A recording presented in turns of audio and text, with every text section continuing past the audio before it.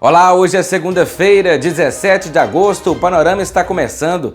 Veja agora o que preparamos para a primeira edição desta semana.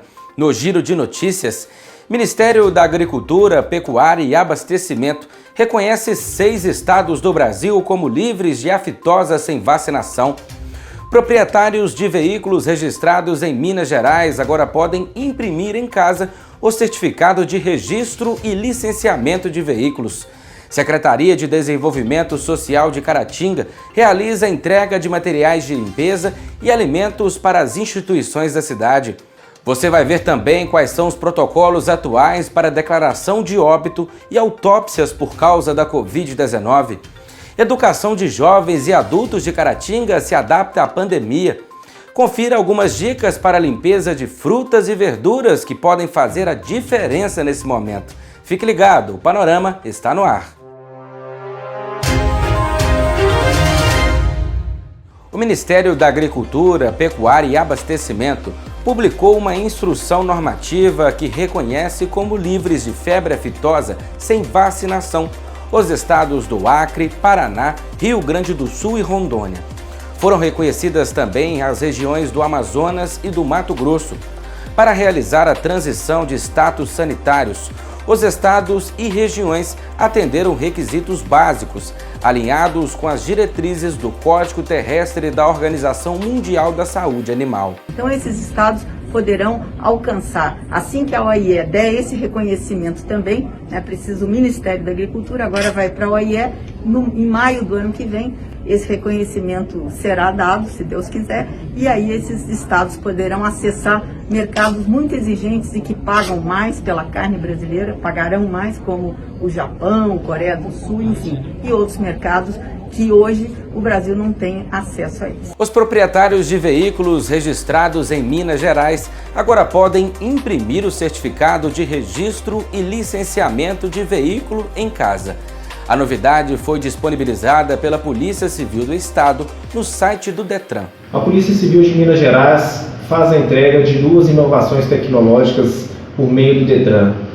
Trazemos hoje para a população uma comodidade que é a impressão do CRLV, do Certificado de Registro de Veículo, em sua própria casa. O cidadão hoje poderá, com base nos dados do veículo, com os dados do Certificado de Registro de Veículo CRV, Renavan, imprimir o documento do veículo em sua residência numa folha A4.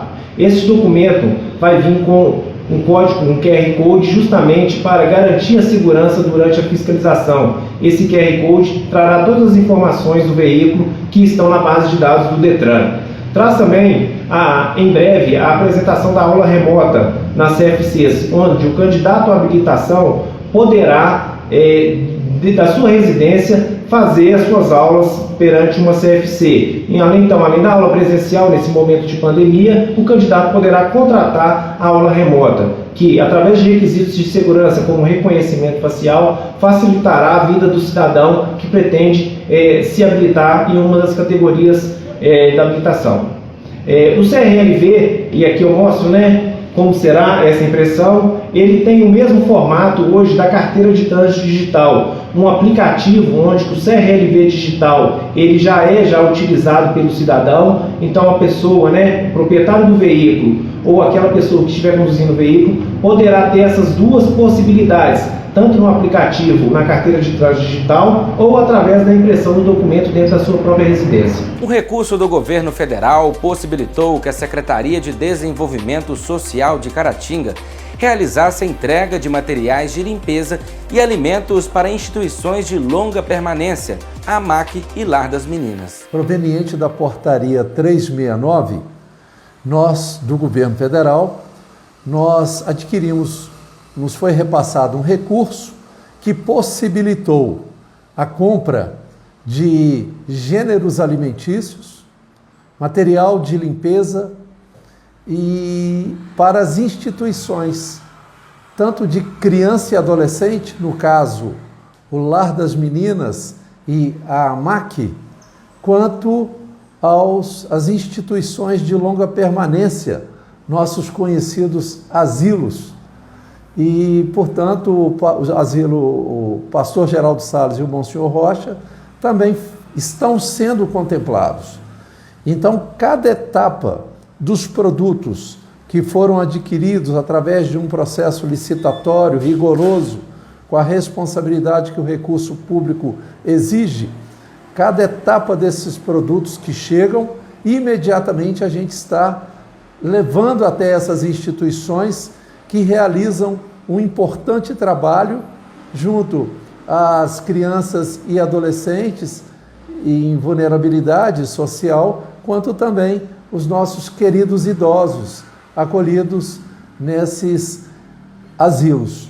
E, portanto, assim estamos ajudando, colaborando para que possamos superar esta pandemia, cuidando daqueles que mais precisam. O Boletim da Vida do Casu Hospital Irmã Denise de hoje traz o depoimento do pediatra da unidade, Dr. Wellington de Souza Mata. Ele falou sobre as mudanças da rotina durante a pandemia, tanto na vida profissional quanto pessoal.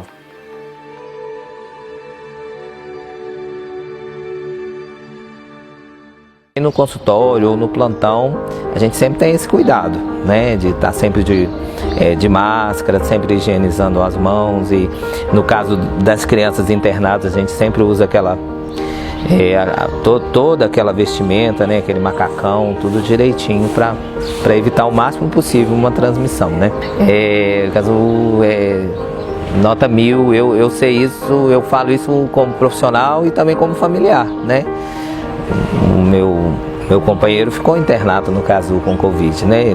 Ele ficou 6 dias em casa, em isolamento, mas no 6º, 7º dia os sintomas pioraram.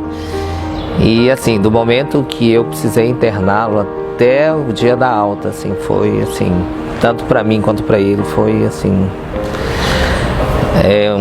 um serviço assim 100% humanizado dentro do novo normal, dentro da rotina. A gente está nessa vida de passagem, né? E eu acho que nesses momentos, né, em que a gente experimenta a dor, o sofrimento, a doença, eu acho que a gente tem que ter fé, né? A resposta vem de Deus, né? É um momento em que a gente precisa de ter fé, precisa acreditar e pensar que vai dar tudo certo. A pandemia impôs alguns protocolos e regras que precisam ser seguidas pelos hospitais. E no Casu Hospital Irmã Denise não é diferente.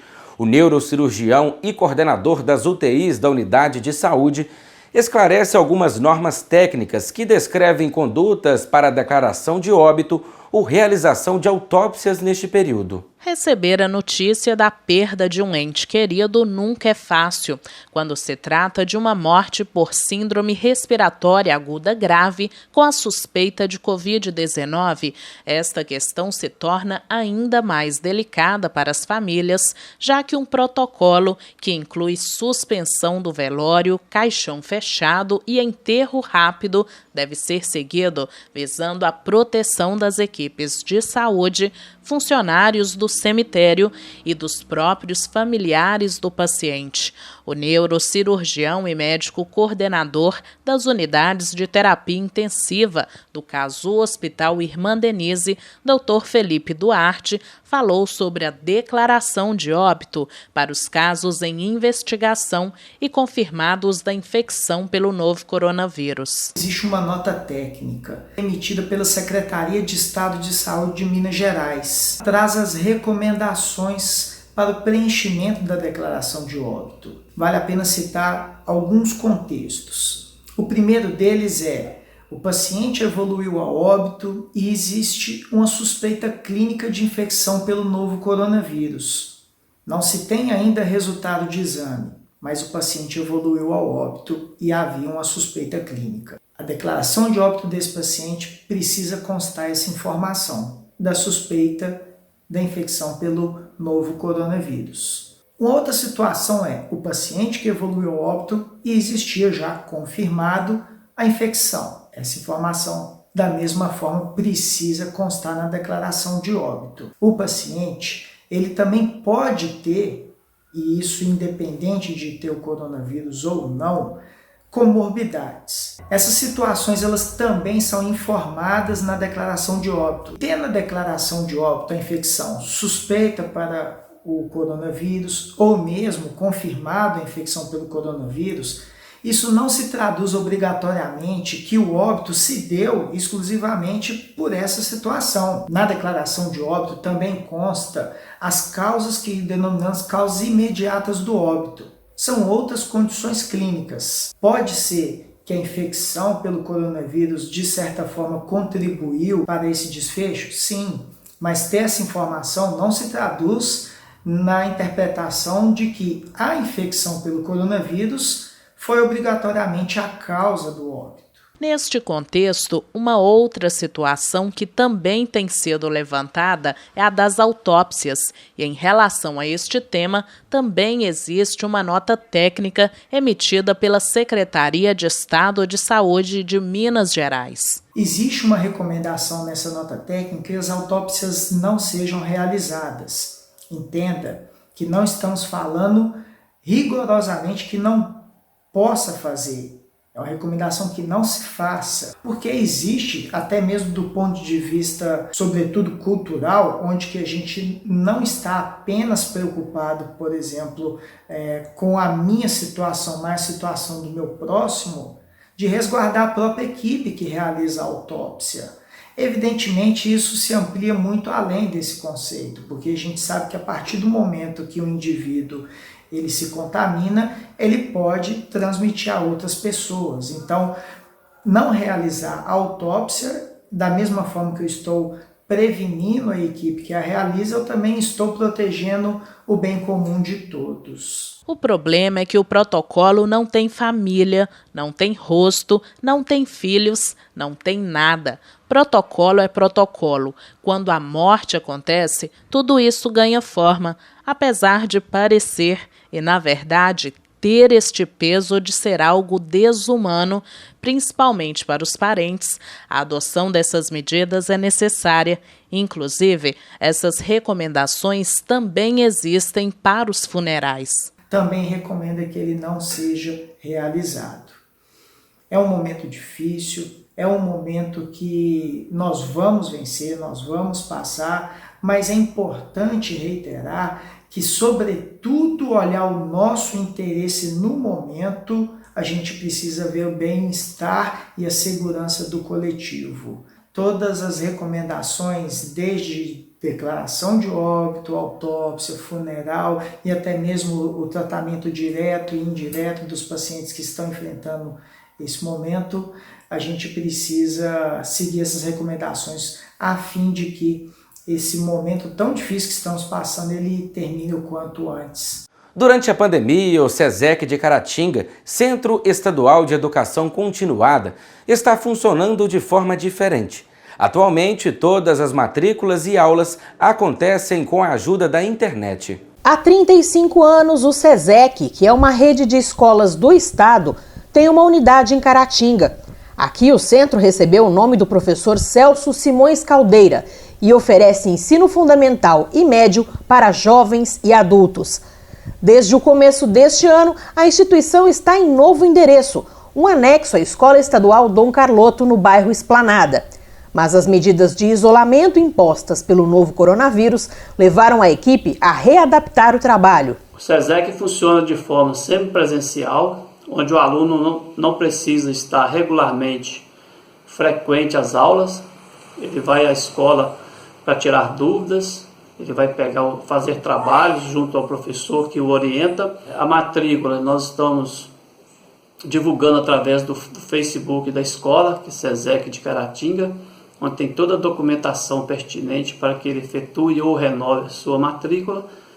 E os professores estão atendendo através do WhatsApp. Então o aluno precisa de ter um celular com a sua internet. Os professores criaram grupos de estudos através do WhatsApp, onde eles acompanham, orientam, enviam atividades e material didático, para os seus alunos. Após a realização das atividades, os alunos encaminham também para os professores para que eles efetuem as correções. E após a conclusão das atividades dos módulos, os alunos realizam as provas também de forma online. Nós sabemos que é um momento muito difícil, né? Existem as limitações, nem todos os alunos têm acesso 100% à internet, então tem alunos que foi necessário o envio do plano de estudos e do material didático para suas residências, mas apesar dessas dificuldades, nós estamos tendo um resultado positivo. Tem alunos que já estão concluindo alguns componentes curriculares, já estão fazendo outros.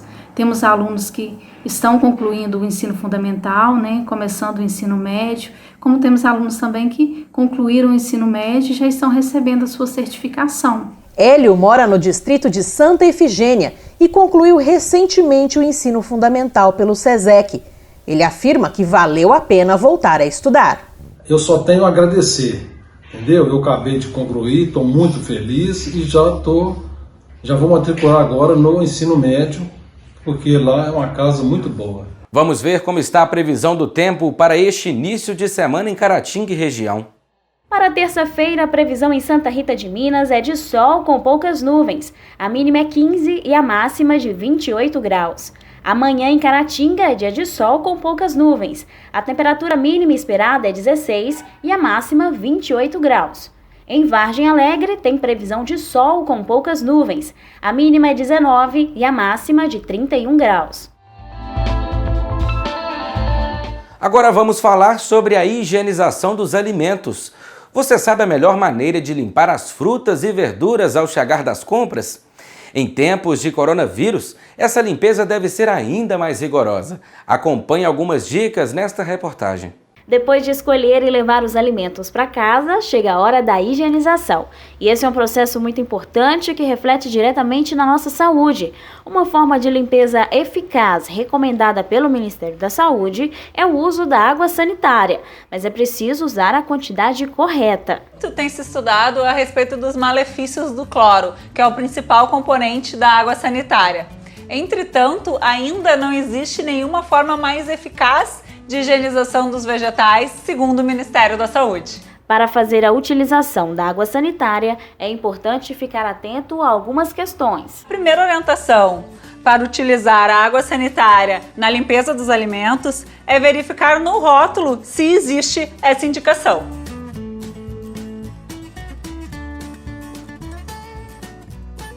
Outra dica é verificar o teor de cloro ativo, que deve ser de 2 a 2,5%. No mercado existe também o hipoclorito de sódio, uma mistura química pronta para desinfectação. Aí surge uma dúvida: qual seria então o produto mais indicado para a limpeza dos alimentos?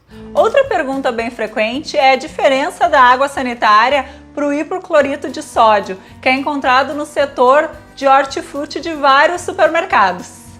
Na verdade, eles são praticamente iguais, porque ambos têm como princípio ativo o hipoclorito de sódio. A diferença mais significativa é o valor, que o hipoclorito é bem mais caro.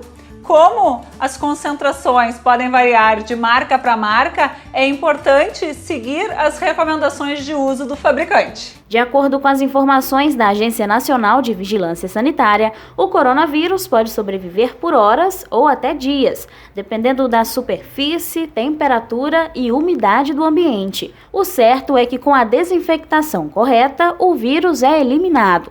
Por isso, uma das estratégias mais importantes para evitar a exposição à doença é redobrar os cuidados básicos de higiene. Para o processo de higienização dos alimentos, eu começo lavando em água corrente, folha por folha e cuidando para não ter desperdício de água. Após, deixo de molho em água por 15 minutos e a cada litro de água adiciono 1 colher de sopa de água sanitária.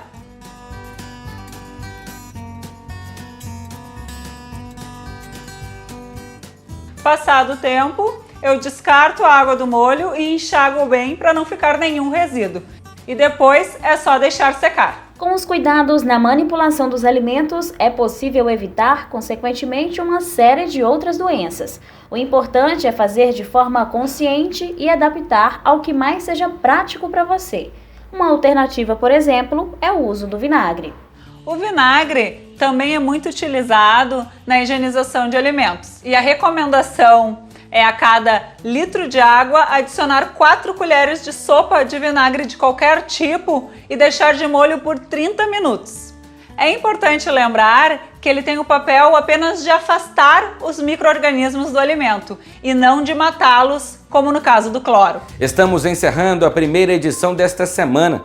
Para seguir se mantendo informado sobre as principais notícias da atualidade, acesse as nossas redes sociais. Lá você pode rever as matérias do Panorama, além de muitos outros conteúdos. Vamos ficando por aqui. Obrigado pela audiência e companhia. Um ótimo início de semana a todos. Nos vemos amanhã.